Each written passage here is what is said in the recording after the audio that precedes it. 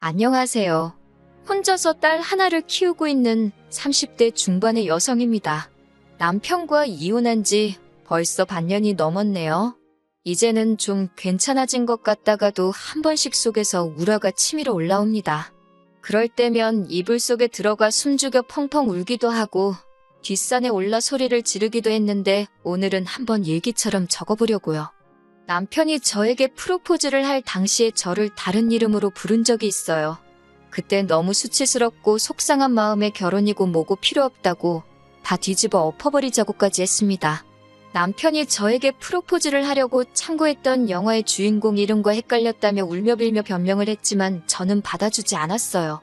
정말 손이 발이 되도록 빌면서 일주일 내내 저희 집까지 찾아오는 모습에 저도 그렇지만 저희 부모님마저도 저렇게 진심인 사람인데 오해를 푸는 게 좋지 않겠냐 해주셔서 저도 남편을 용서하고 믿어줬거든요.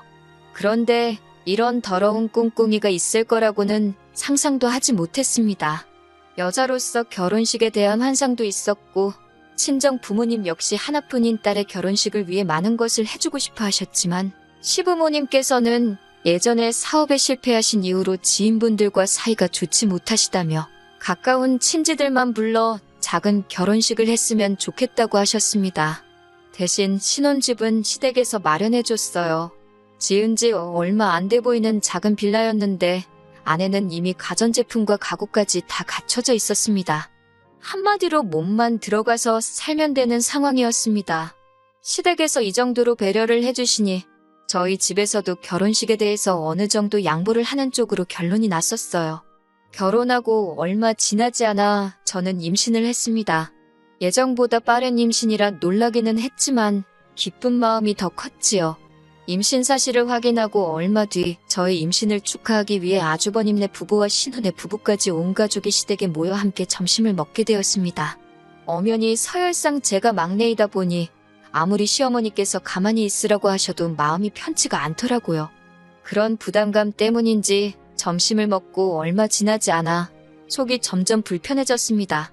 어떻게든 시댁 화장실에서 토하는 상황은 피하고 싶었기에 저는 조심스레 작은 방으로 들어갔습니다. 잠깐 누워서 쉬려는 생각이었어요. 방에 선풍기도 없고 갑갑해서 창문을 아주 살짝 열어놓고 한쪽에 누워 있었는데 얼마 지나지 않아 두런두런 말소리가 들려오더라고요. 들어보니 신우와 남편의 목소리였습니다. 제대로 들리지는 않았지만 신우가 잘 보고 왔냐고 남편에게 묻더라고요.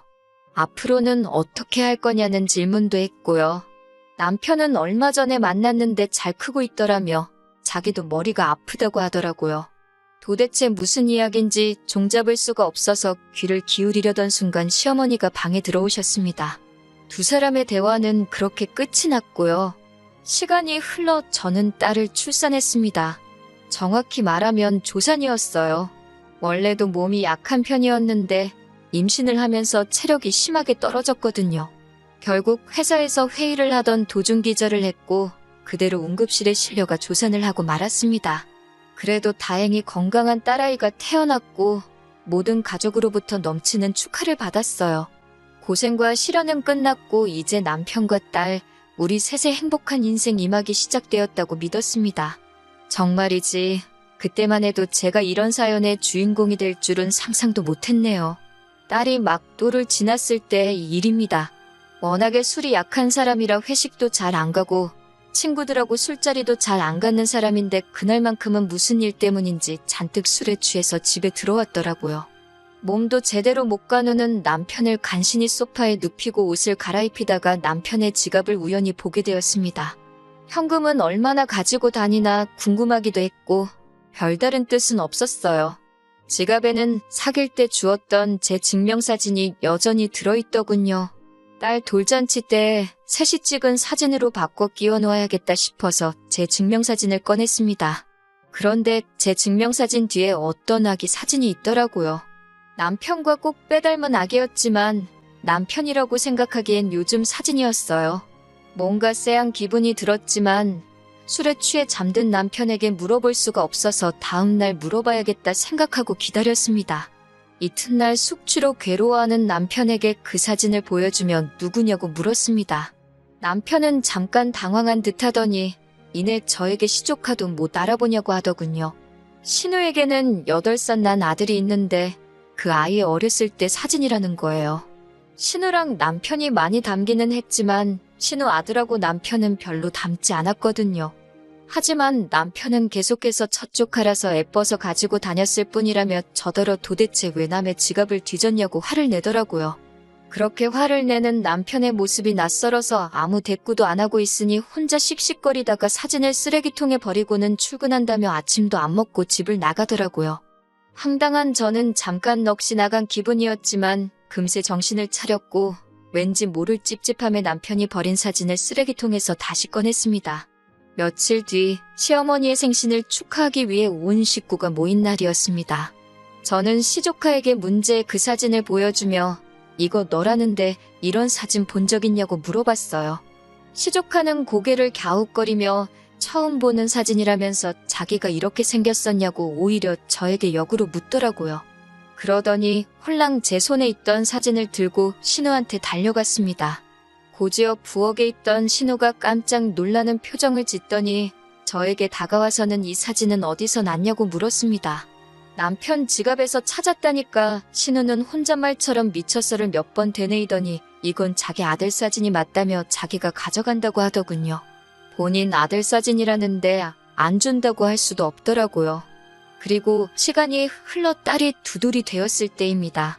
저는 원래부터 하나만 낳아 잘 키우자는 주의였기에 둘째를 갖는 건 생각조차 해본 적이 없었어요. 그런데 남편이 어느 날 갑자기 입양 이야기를 꺼내더라고요.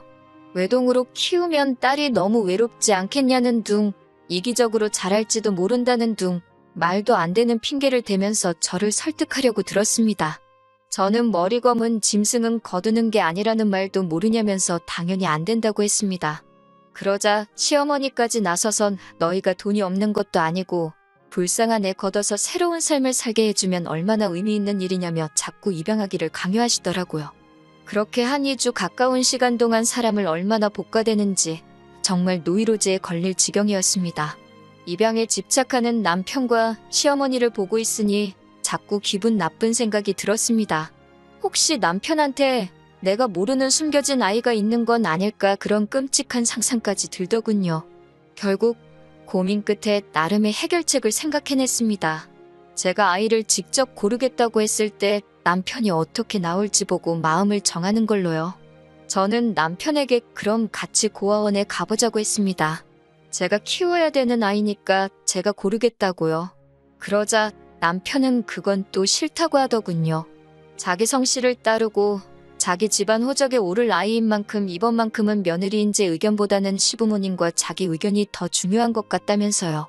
말도 안 되는 남편의 고집에 그러면 입양은 없던 걸로 하자고 했습니다. 만약에 이때 남편이 계속해서 저를 설득하려고 들었다면 저도 여기까지는 오지 않았을 겁니다.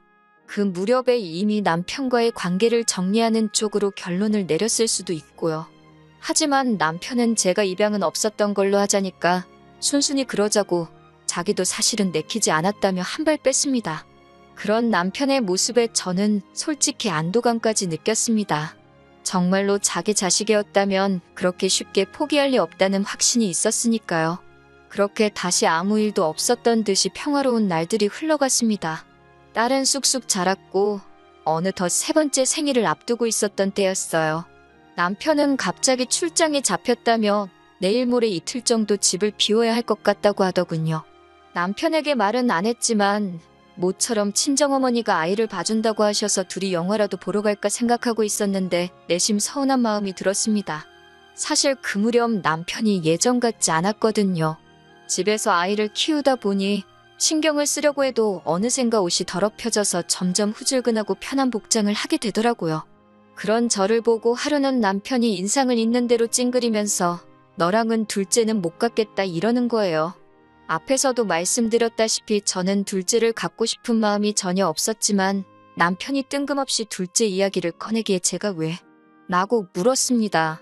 그랬더니 제가 여자로 안 보인다며 혀를 차더라고요. 자존심이 너무 상했지만 수치스러워서 주변 사람들에겐 차마 말도 못하겠더라고요. 결국 속으로 참아내다가 친정어머니한테 이야기를 하니 당신이 손녀를 봐준다고 남편이랑 모처럼 오붓하게 좋은 시간을 보내보라고 하신 거였거든요. 그런데 남편이 출장을 간다고 하니 힘이 팍 셌지요. 저는 친정어머니한테 손녀 안 봐주셔도 될 것 같다며 출장 소식을 전했습니다. 그러자 친정어머니는 더 잘된 일 아니냐며 이참에 당신이 이틀이고 3일이고 봐줄 테니 출장을 따라가 보라고 하시더군요.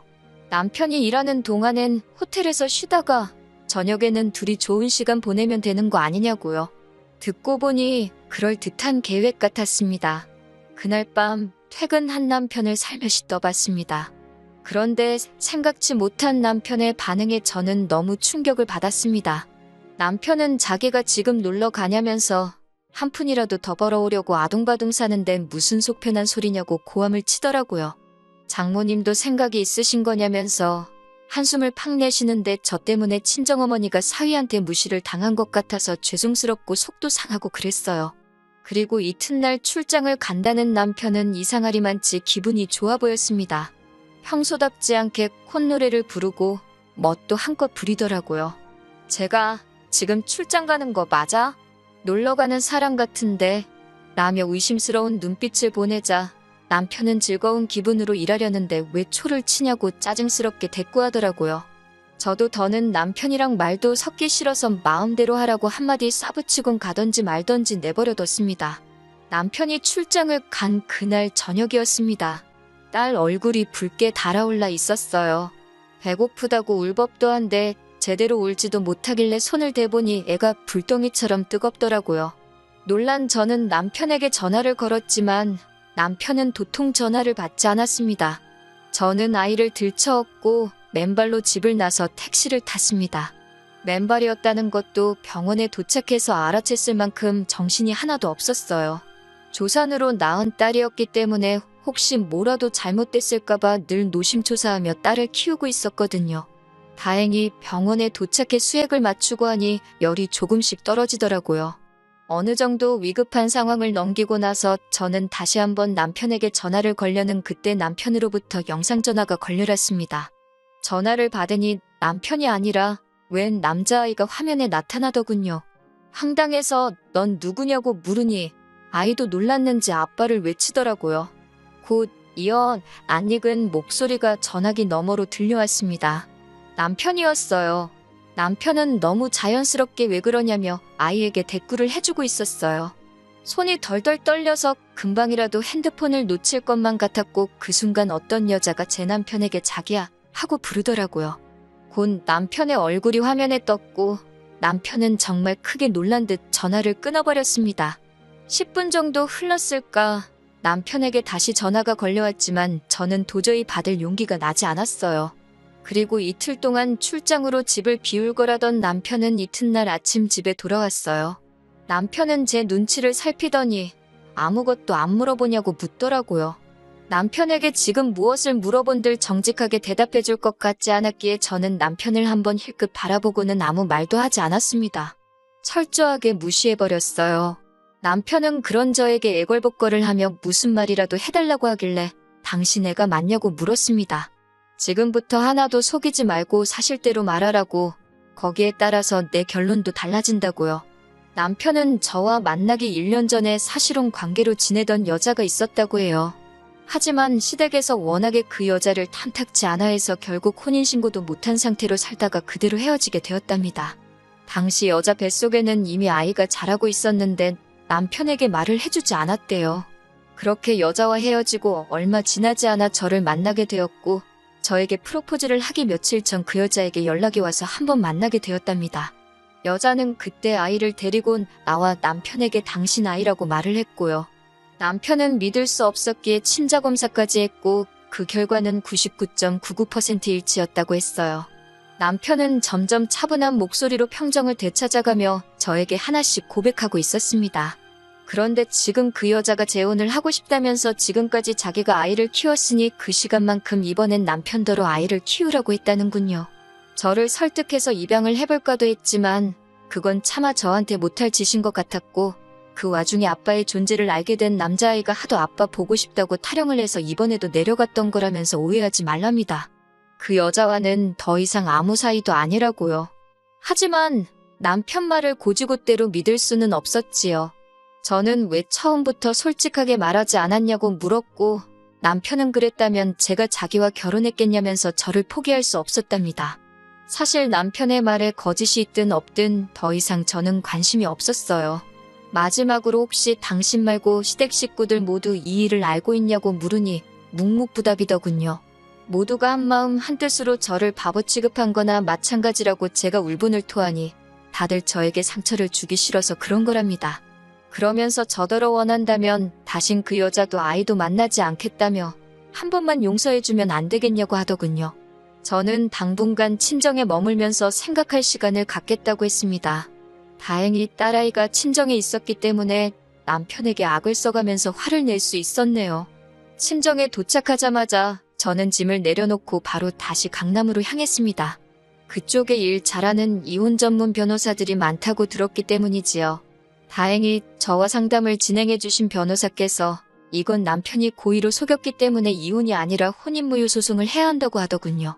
제가 이길 가능성이 상당히 높고 위자료도 받을 수 있으며 양육권도 가져오자고 희망을 주셨습니다.